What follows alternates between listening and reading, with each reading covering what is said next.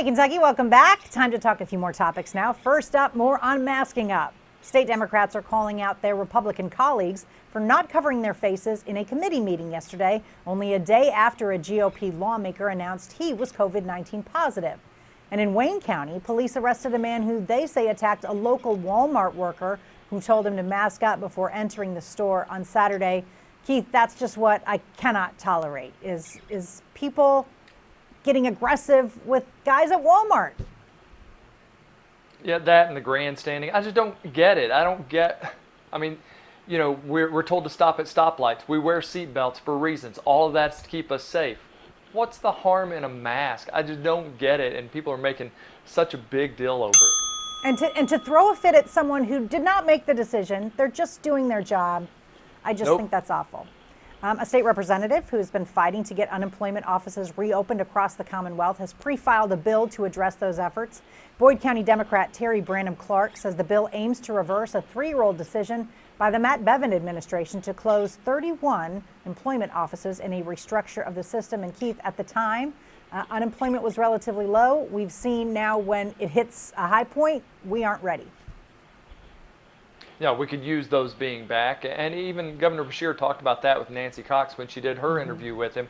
He said that those were closed down. But again, we need them reopened because it would give people more access to talk about getting help. Absolutely. A lawyer for a Louisville protester says a sheriff's deputy should be fired and prosecuted for spraying his client in the eyes with pepper spray.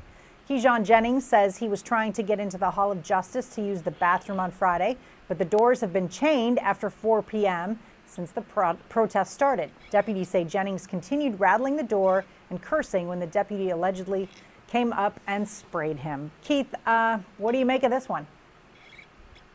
I mean, if they went over the line, you know, but it sounds like if he's still rattling the doors, maybe there was more to it than we know. We're going to have to wait and see how this one plays out. At least I am, because I don't know that I'm ready to say it was this side or that side. Right. And you know that it's closed to the public to go to the bathroom in there. It just is.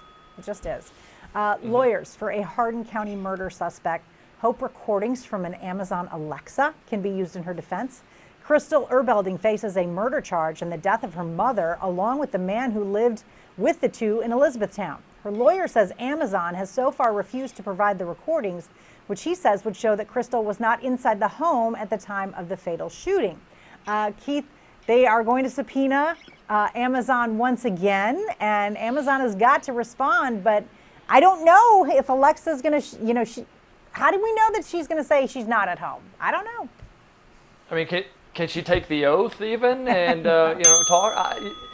This one's so bizarre, and the whole reason that I was just telling my wife I don't want an Alexa. I mean, maybe I should though, but I don't want one. I don't want her listening in on me. I plead the fifth. Tonight's wrap up is next as Hey Kentucky continues.